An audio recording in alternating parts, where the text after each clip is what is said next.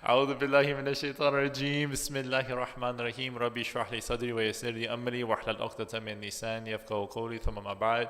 For all of you tuning in online and mashallah those of you in person, welcome, welcome, welcome to Sayyidah Khadija Center's Halaqah.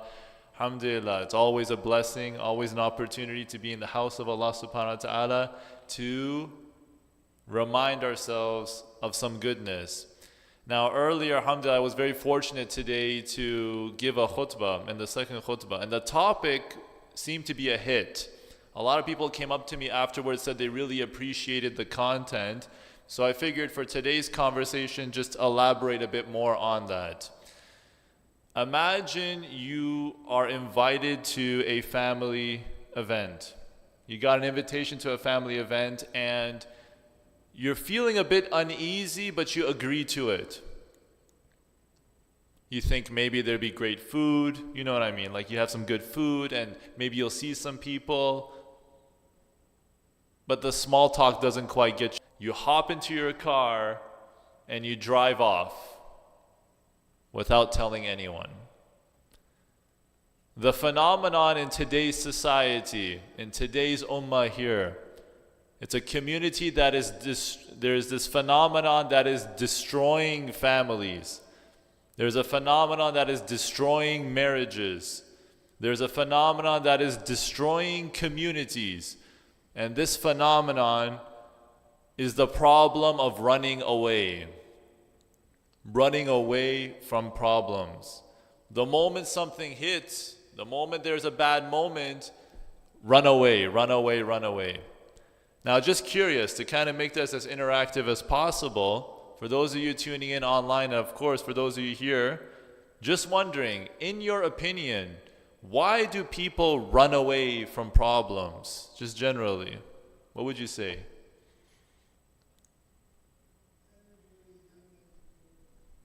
I don't like a problem, so I just run away from it. That's one way. My man, why do you think people run away from problems?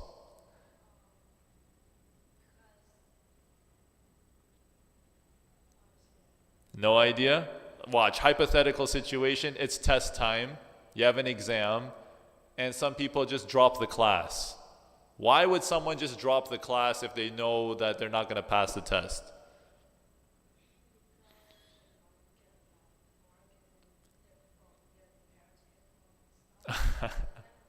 They're afraid of the bad mark. My parents will get angry at me, so to avoid all this, let me just drop the class. It's as if it didn't happen, right? How about you, my man? Why do you people, in your opinion, why do they run away?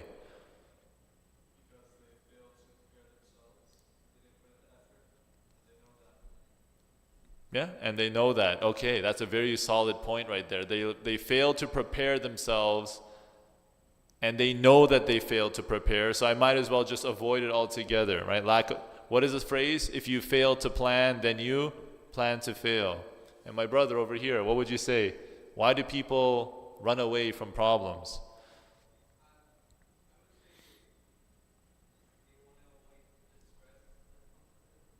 I'm glad you used the word stress, because that precisely leads into this next point here.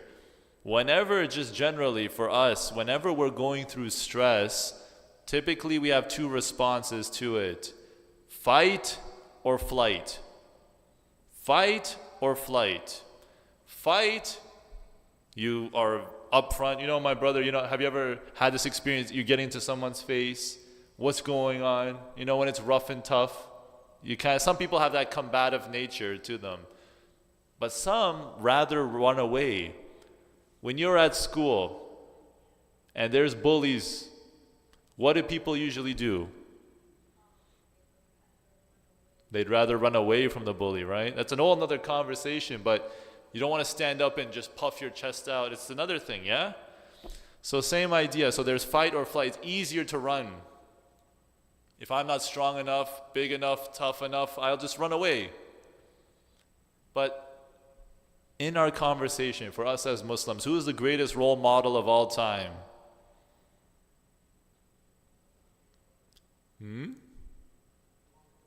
Prophet Muhammad sallallahu alaihi wasallam. No, yeah, don't worry, no trick question. It's just a conversation. That's all this is. Rasulullah, he is our greatest role model. He is the example, the gold standard by which we look and aspire towards. May Allah make us amongst His ummah and reunite with Him, inshallah, Jannatul Firdaus. Ameen, yes? And so, this whole idea of stress, was Rasulullah's life very stressful? Yes or no? Very tough, right? The toughest, the heaviest message. But did Rasulullah run away? He doesn't run away very often. He doesn't run. Well, he stayed. So I'll give you an example. At the very beginning, when Rasulullah first got the message, Allah subhanahu wa ta'ala revealed to him that you are now the messenger. He's now the messenger. And just to put context in terms of the society in which he's in, Rasulullah is in Arabia over 1400 years ago. So in the desert already it's hot. You think summer is hot now? If you've been to Mecca, it's 10 times, 1,000 times worse. Already the temperature is burning. On top of that, the people there are not very, how do you say, generally speaking, civilized. Even you have the Roman Empire and the Persian Empire, they didn't even bother to conquer them. Not even worth conquering. These kind of individuals, this society that they're in, they're living in their own world, their own bubble, it's not even worth anything. And they practice such heinous crimes like femicide, burying young girls alive. So this is the type of people Rasulullah has to deal with. So now all of a sudden, he is now given the message as the messenger. He is now the messenger. La ilaha illallah Muhammadur Rasulullah sallallahu alaihi wasallam. He is in Mecca preaching the same message over and over and over again. Not about alcohol, not about none of this stuff. Just basic tawheed. Just only one God. Because he's in a society where there's a lot of idol worship, and already this is the biggest problem that needed to be solved, is to say only one God. So I just want you to put yourself in this shoes here. If you are giving a message, you're delivering a message, and the people don't appreciate it, what do? You give up, right? Easy example in today's times. You are in a classroom, and your students just don't listen to you. You tried, and you tried, and you tried. You tried a new technique, you tried something new, until eventually, what happens? They give up. I'm done. The students don't listen. They don't care. I'm out of here. Right or wrong? Rasulullah, he didn't stay in Mecca for 13 hours. He didn't stay for 13 days. He didn't stay for 13 weeks. Rasulullah, he stayed for 13 years. Same message over and over again. Constantly getting rejected.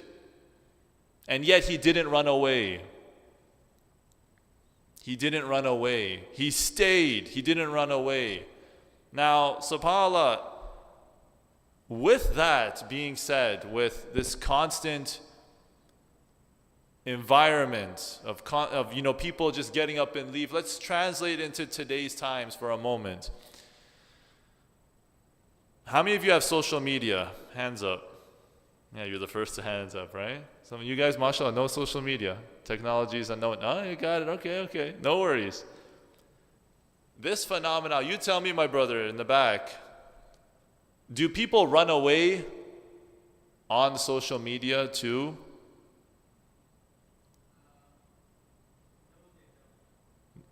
Okay, talk to me.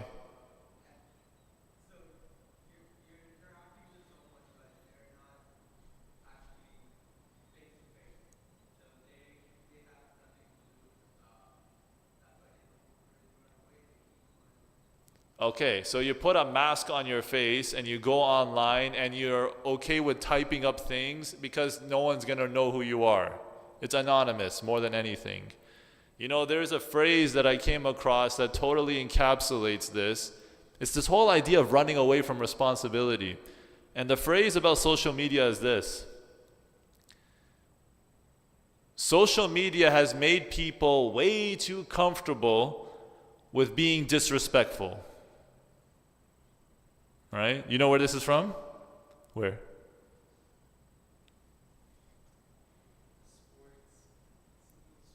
Something with sports, boxing. Anyone's heard of Mike Tyson before? Yeah, I think that quote is attributed to him. Social media has made it make people way too comfortable with being disrespectful. So how is this related to our conversation today? People, even online, I'm talking Muslims, brothers and sisters, they are running away from their responsibility. They're running away from the consequences of what they post online. They leave a nasty in relative peace. Now it follows you.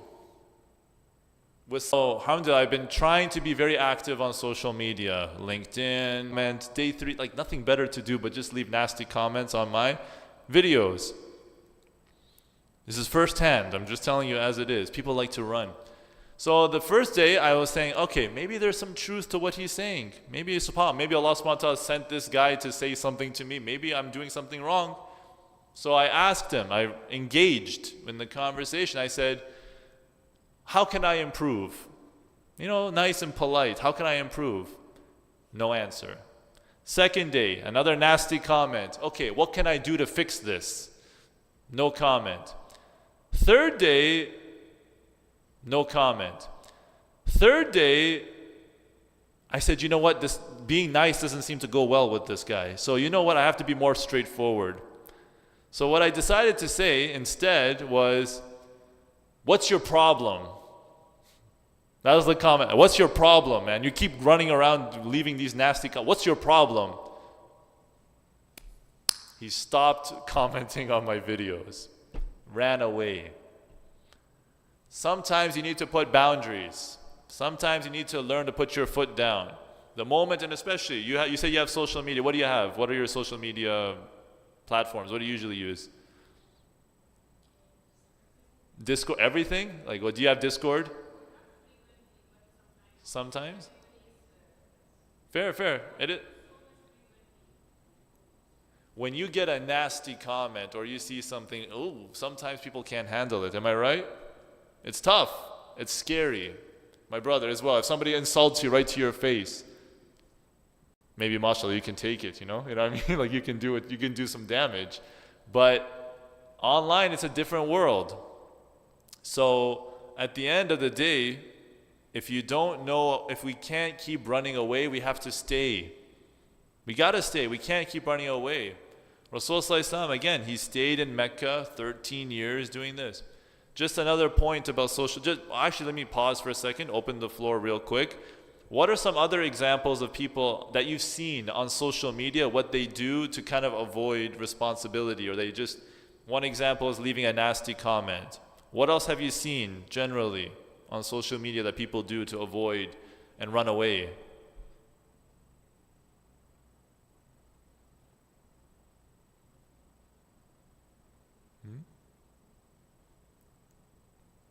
Nothing? They ignore? Okay. Like what? What do you mean?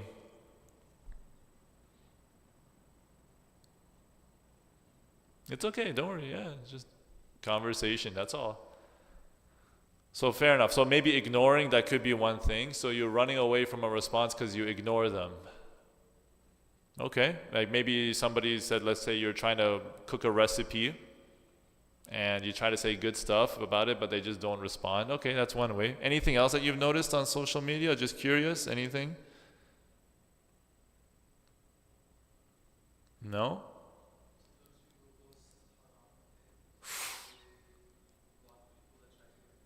Oh, snap. My brother, you I don't know, you smoothly transitioned into the next point.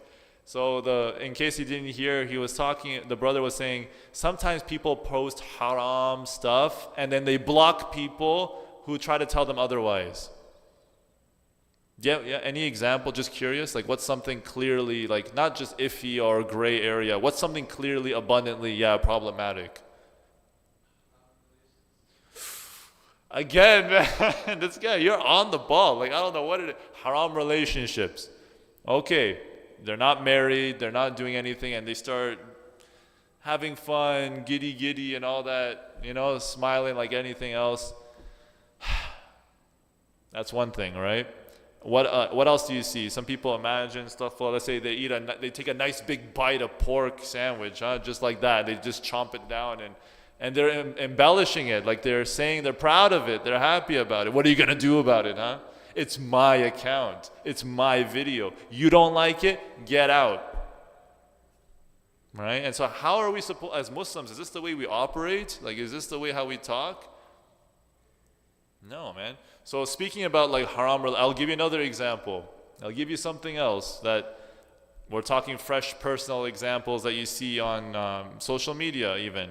We're going to come back to this whole idea again of running away, but just to stay on this for a bit longer. I remember sincerely guiding from one brother to another. And pardon me, forgive me, sister, for bringing this up. Don't worry, I'm going to try to make this as mild as sister for bringing this up. Don't worry, I'm going to try to make this as mild as possible. Sometimes you face, but they do online, right? There's a whole nother dimension there to it. So, fair enough. Anything else to add about social media now that we're talking about running away from responsibility? Is there anything else that comes to mind? No? All right, fair enough. Now, another thing, when it comes to running away, there's this one fault. I have your religion, I have my religion. You do what you want to do, I do what I got to do. Live and let live, and life is great. Now I'm with you. We cannot force anyone to do anything. It's not anyone's right. However, when there's moments where you mentioned you see a brother doing something that could lead them down a dark path. You see a sister going down a dark path. Are we not obligated to speak up or say something? Do we just simply say, let me leave it to you and you leave it to me, just mind my own business? Is this the way how we operate?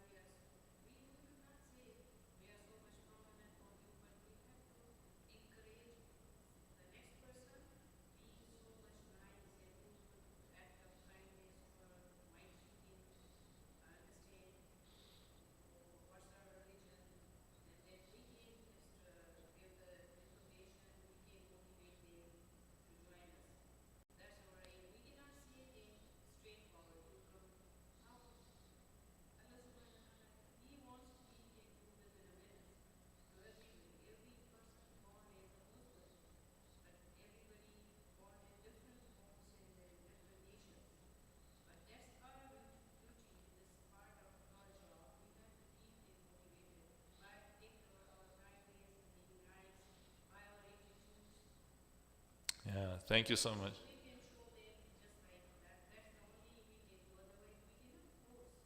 Exactly.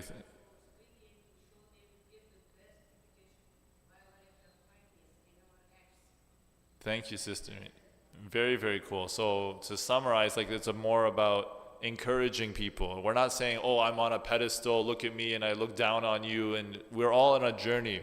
We all have our journey. We all have the ultimate destination we all want everyone to go to is Jannah. Yes, that's the goal, that's the plan.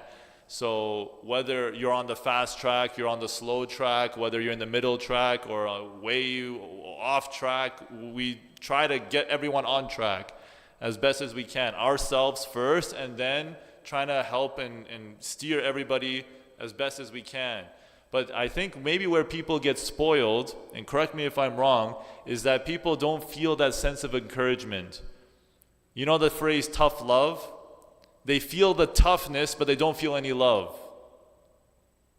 You see what I'm saying? So, just curious, sister, can you give me an example of a time, or maybe do you know of anything where people are very resistant to hearing advice? What's an example that you've seen in the community where you're trying to give gentle nasihah. You get some leftover remains, it spills over, even the other person doesn't deserve it. And so it's not coming from a place of love anymore, now it's coming from a place of resentment.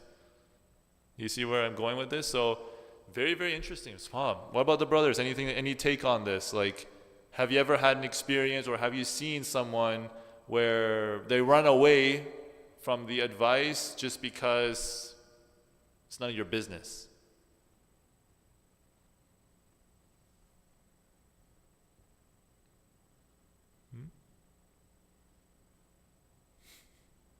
I know it's tough, right?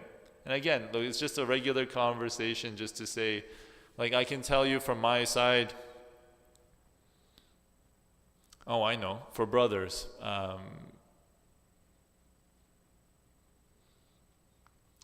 questionable career choices. That's a big one.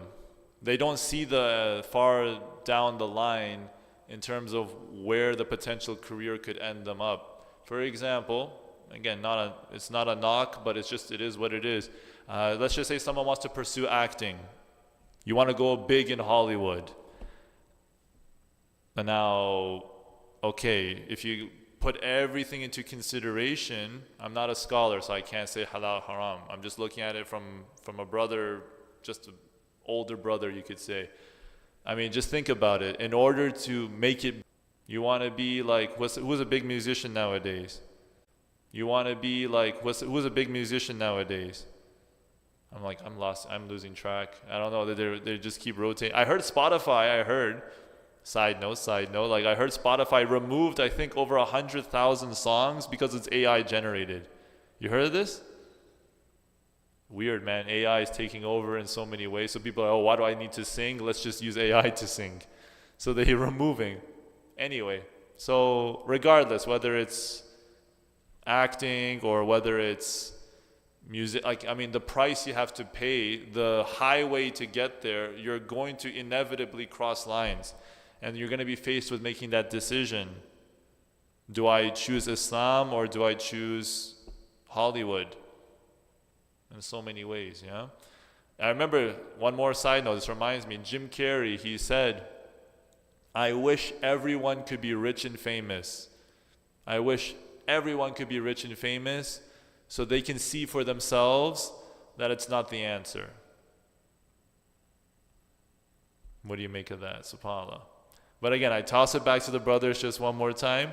Anything that you've noticed about people, the concept, the whole conversation is people running away. So I used the example of a career. Anything that you've seen in your day-to-day that you try to give advice to someone, or you've seen someone try to give advice to someone and they just shoo it away. They run away from that. They don't want to hear it. Anything that comes to mind? Wow, that's another big one, man. You're hitting the nail on the head, mashallah. What's your name, my brother? Omar? Nice to meet you, Omar, man. That's awesome. So, hanging out with the wrong crowd. Ooh, that's a big one. We're talking about peer pressure. I'm going back to you. What's your name, my man? Taha? Look, she's saying she's your lawyer now, yeah? Like, mashallah. She's your mom and lawyer, don't worry. She speaks on behalf of you, it's okay. So Taha, peer pressure. You want to hang out with the cool crowd a lot of times, yeah? You've seen this before. Nobody wants to hang out with such and such and this. So that's another good point. Hey man, I think you should stay away from so and so, or I think this influence is in. Rasulullah, he mentioned the religion is the religion of your friends. If you're hanging around atheists all the time saying there's no God, no God, no God, don't be surprised when the person says that there's no God. Versus somebody who's going clubbing and then don't be surprised that you find them in the club. It's just how it is. And don't think, and this is another thing, don't think that you're strong enough to overpower the group. It never works. SubhanAllah, there are tragic stories about this. Oh, I'm strong enough to handle myself. No, you can't. No, you can't. Just no. There's strength in numbers for a reason. I don't care how religious you think you are. You will never outnumber or outdo 20 people. SubhanAllah. So I said, okay, that's nice of you to say, but why aren't you sharing? Or just, why not? He tells me, because I have people on my list who aren't Muslim and I don't want to disturb their feed, I don't want to say anything. I am aware that you have to be mindful of the content you're sharing. I'm not just saying to just share whatever. We don't want to swing the pendulum so much to the other side that it's almost unrecognizable for the Muslim to realize they're Muslim. If someone is scared to share Eid Mubarak on an appropriate social media post in the right place, on your own personal page, is there a problem? Yeah? I mean, serious. I'm so scared. It's almost like, and again, I'm including myself. I always include myself in these conversations. It's not me standing up here. I'm including myself. It's almost like some people are living a double life.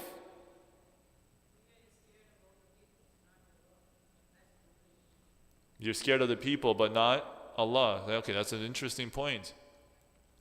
What are my co-workers going to think of me if I share Eid Mubarak on my own profile? Okay, it's your own profile for a reason. If people don't like it, they'll scroll past or they'll unfriend you. And if they unfriend you, then bye-bye. I don't need you as a friend in the first place. That's the point. If you get triggered by one simple post, nothing like, and like I said, I have to really stress this and emphasize this, is that you got to be mindful of what you're sharing. I'm not saying to just share whatever. I'm not even saying as well, like you see some people, and I'm sure people have their opinions and opinions are respected. It's not like, imagine you're in a crowded place. You've seen this before. A crowded sidewalk. People are walking left and right. And you have somebody who has their prayer mat, throws it on the ground and starts praying in the middle of everybody. MashaAllah, it's time for Iqamah and you're praying in front of everybody when it's a walkway. You know what I mean? Like, I'm not saying to go through that. And I'm sure everyone has their reasons and situations. So similarly, they might think like that. Oh, my social media post is going to interfere with the traffic. But point being is that as a Muslim, Rasulullah, he had to face the fire.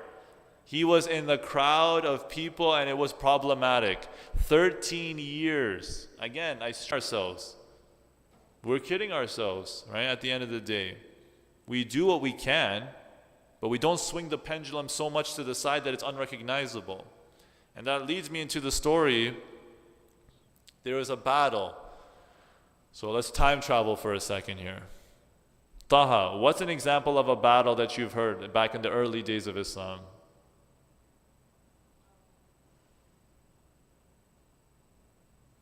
It's okay, pick one. It's okay. I'm glad you said I don't know. If you don't know, it's good to say I don't know, right?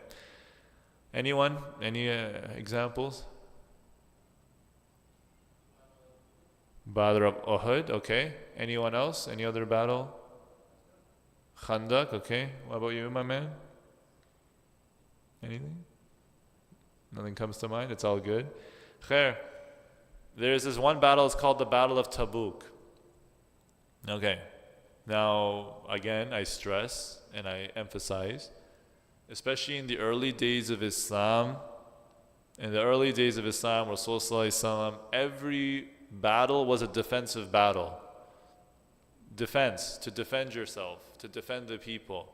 You don't see Rasulullah going out and just, okay, let's conquer this. That's not how it was. In order to establish your identity, in order to establish deen, at that time, they had to fight. It's just the fact, this is our history. And so there was this one battle called the Battle of Tabuk, and in this battle, something strange happened.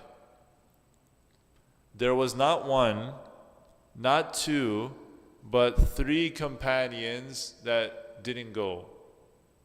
They didn't go to this battle. They didn't participate at all. Now, they were healthy. They were able-bodied. They were mentally sound. Everything, all the faculties were working. They just didn't participate. One of them was Ka'b ibn Malik radiallahu anhu, one of the companions.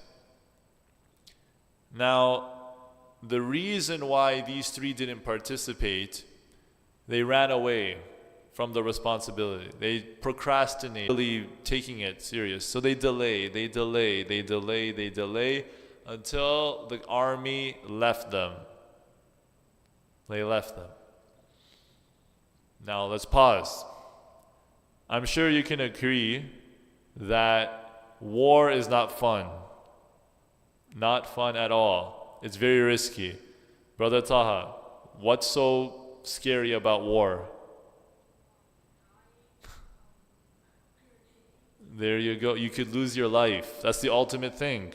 Nobody signs up willingly for war. Okay, and that's why I want to highlight here for this moment that subhanAllah, because the companions, because the Prophet ﷺ stood for this deen, we are having wonderful times here today. We can practice this deen today. We're saying La ilaha illallah Muhammad Rasulullah today because of what they stood for. They sacrificed. This deen isn't cheap. This is not a cheap deen. So, understandably so, you have three companions that aren't and having a smile on your face. I know you're smiling now, but you know what I mean. It's tough time, it's serious time. I have to answer her. You see in your case. These three companions, they were sweating because how am I going to answer Rasul? Out of all the answers, you could say, I got the flu. You could say, I forgot. You could say, I didn't know. The answer they gave, the Prophet ﷺ was, we're sorry, we just didn't show up. Okay, no worries. What would you say? Confused. Okay, fair enough. Khair, you're okay? No worries, no worries. So confused, betrayed, those are heavy words. If anyone's ever been in that situation where you needed someone and they weren't there for you, it's just traumatizing. It's just, you wish that there was something I didn't do it because I didn't want to. Infuriating. And this is just a project at work. Rasulullah's life was on the line. No one was to talk to them, to these three companions.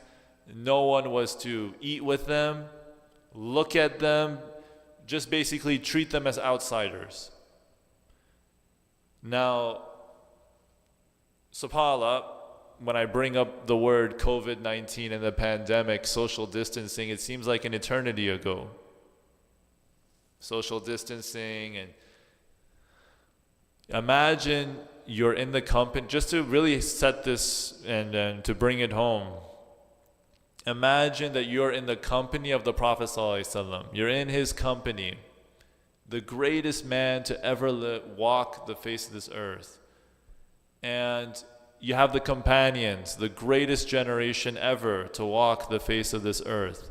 So you have Rasulullah who is the greatest man to ever walk the face of this earth. You have the companions who are the greatest generation to walk the face of this earth. And all of them are looking at you and they don't even recognize you. They don't acknowledge you.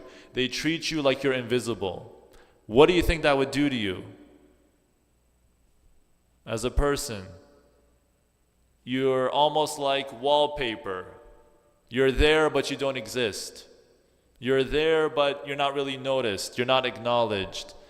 Imagine right here at Sayyidah Khadija Center, you come here regularly. You say salam to the brothers and the sisters say salam to the sisters. And then imagine you show up here and nobody's greeting you with salam. You just come in and you sit down and that's it. You don't feel like an outsider. You don't feel like you're isolated.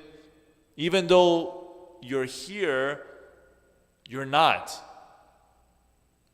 And so Rasulullah, when he gave that verdict and they went through the 50 days, this was as a result of them running away from the whole situation at the Battle of Tabuk. There's a light at the end of the tunnel. Alhamdulillah, there's good news. At the very end of the 50 days, Allah subhanahu wa ta'ala forgives them. Allah subhanahu wa ta'ala forgave them. And it just goes to show that even we can learn from this is even though they ran away from the Battle of Tabuk, they didn't run away from the Prophet ﷺ. They still faced him. They didn't just run away. They could have just said, you know what, I don't want to face him. I don't want to have that conversation. Let's get out of here. Let's go to another city. Let's hop on a camel and run. But they didn't. They faced it. They owned up to their consequences of their actions. And that's why Allah subhanahu wa ta'ala forgave them. Life goes on. And so even still for us, if we find ourselves in situations where we're running away, Allah subhanahu wa ta'ala can still show mercy to us. Does that make sense?